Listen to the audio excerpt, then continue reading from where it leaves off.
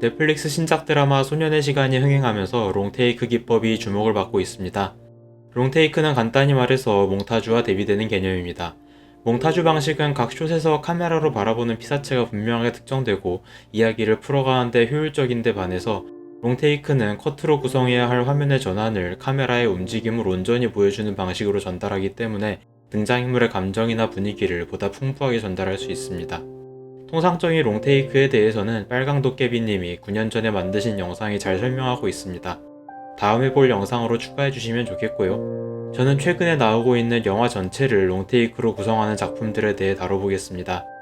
소년의 시간도 그렇고 동일 감독 전작인 보일링 포인트, 그리고 아마도 가장 유명한 작품인 1917년을 말하는 건데요. 이 영화들을 보다 보니 부분적으로 사용되는 롱테이크와 이런 극단적인 롱테이크는 전혀 다르다는 생각이 듭니다. 부분적인 롱테이크는 관객에게 전달하는 방식이 달라진다는 정도의 차이가 있습니다. 영화 전반에서 통상적인 숏들을 사용했기 때문에 롱테이크 이후에 다시 짧은 숏 중심의 몽타주로 넘어가도 어색함이 없습니다. 반면 전체를 롱테이크로 할 경우에 촬영이 극도로 어려워지는 건 둘째치고 무엇보다도 러닝타임 안으로 영화의 시간과 공간이 제약됩니다. 영화가 2시간이면 내용도 2시간이고 그 2시간 안에 이동할 수 있는 물리적 거리 안에서만 전개가 가능합니다. 한참을 롱테이크로 가다가 갑자기 끊어서 다른 장면으로 넘어가면 엄청 어색해지겠죠. 또 한편에서는 보여주고 싶은 사건은 너무 많은데 실시간으로 2시간 안에 다 우겨넣다 보면 어거지 같은 작품이 될 겁니다. 일반적으로 촬영된 영화에서는 관객이 시간을 감지하지 못하게 몽타주를 잘 짜서 보완할 수 있지만 시간을 그대로 느끼게 해주는 게 초점인 롱테이크에서는 그게 어려운 것 같습니다. 소년의 시간에서도 2화나 4화를 기계적으로 분석해보면 1시간 동안 벌어지기에는 너무 많은 사건이 아닌가 하는 생각이 드는데 관객을 몰입시키는 연기와 스토리 덕분에 자연스럽게 느껴진다는 점에서 훌륭한 작품이 아닌가 합니다. 사실상 한 편의 영화이지만 4부작 드라마처럼 구성한 것도 특징인데요. 롱테이크에서 숏을 전환하면 어색하지만 에피소드를 넘겨버리는 방식으로 해결한 거죠. 자, 이제 본론으로 들어가 보겠습니다. 최근의 작품들을 이해하고 평가하기 위해서는 시조를 알아야 되는데요. 소년의 시간의 증조 할아버지쯤 되는 작품, 바로 히치콕 감독의 48년작 로프입니다. 전체가 2개의 숏으로 구성된 장편 영화 중에서는 최초의 풀 롱테이크 작품입니다. 히치콕 영화들을 보다 보면 역시 옛날 영화라 어쩔 수 없다는 생각이 들 때도 있고 이게 그 시절 영화가 맞나 싶을 때도 있는데 이 작품은 보는 내내 감탄이었습니다. 70년 뒤에나 나오고 있는 롱테이크 영화들의 기본 요소들을 모두 가지고 있기 때문입니다. 일단 기술적인 측면에서 보자면 당시에는 아마 필름 용량 때문에 전체를 한 번에 찍는 게 불가능했을 거라서 실제로는 숏을 끊으면서도 끊지 않은 것처럼 보여주는 연출이 여기서 나옵니다. 보시다 보면 화면이 까매지도록 등짝으로 카메라를 가리는데 다음 필름을 이어붙였을 거라고 추측해 볼 수 있습니다. 이런 꼼수는 지금도 활용됩니다. 예를 들어 1917에서도 전부 이어진 숏으로 보이지만 이렇게 화면이 까매지는 장면에서 숏이 전환된 것으로 추측해 볼 수 있습니다. 더 중요한 건 내용과 형식의 조합입니다. 집에서 두 형제가 한 남자를 로프로 교사하고 시체를 큰 나무 상자에 숨깁니다. 동기는 나중에 설명되는데 그게 중요한 건 아니고 잠시 후에 이 집에서 작은 파티가 예정되어 있습니다. 죽은 남자인 데이빗의 부모님과 약혼자, 절친이 모두 오기로 되어 있고 데이빗 역시도 와야 했던 손님입니다. 살인자 형제는 파티를 무사히 끝내고 시체를 처리해야 합니다. 영화가 2개의 숏으로 나눠져 있는데 앞의 숏에서는 별 문제 없이 손님들이 들어와서 스토리상으로 전혀 중요하지 않은 잡담을 나누는 내용입니다. 다만 카메라는 아무 일 없다는 듯이 등장인물들을 비추면서 자연스럽게 시체가 담겨있는 상자를 계속 스쳐 지나갑니다. 형제 중 형은 사이코패스처럼 능청스럽게 행동하지만 동생은 상당히 긴장했습니다. 딱 다른 등장인물은 모르고 관객만 알아챌 정도로요. 바로 이 주변적이면서 동시에 중심적인 요소들을 관객이 포착하도록 하는 것이 롱테이크의 핵심인 겁니다. 그 어색함은 조금씩 확대되다가 갑자기 숏을 끊어서 카메라가 루퍼트라는 손님을 잡습니다. 이건 이막이 시작된다는 사인이면서 동시에 이제부터 주인공은 이 상황을 의심하기 시작한 루퍼트가 된다는 사인입니다. 자, 이제 여기서부터는 스포일러니까 영화를 보실 분들은 뒤로 넘어가 주시기 바랍니다. 시간을 잘 지키는 모험 청년인 데이빗이 어디 갔는지를 사람들이 걱정하기 시작했고 긴장한 동생은 살인에 관한 어휘가 나올 때마다 어색한 행동이 나옵니다. 너무 응청스러웠던 형은 토론 중에 우월한 인간은 열등한 인간을 죽일 권리가 있다는 주장을 하면서 의심을 키웁니다. 그러다가 딱 한 번 카메라가 대화하는 인물들을 벗어나서 상자를 정리하는 가정부를 비춥니다. 자연스러운 대화 소리가 들리는 가운데 가정부가 상자를 열기 직전에 형이 어색하게 가정부를 막습니다. 이 장면이 첫 번째 명장면입니다. 이로써 루퍼트의 의심은 확신에 가까워지지만 데이빗이 왜 안 오는지를 걱정하는 다른 손님들과 함께 집을 떠납니다.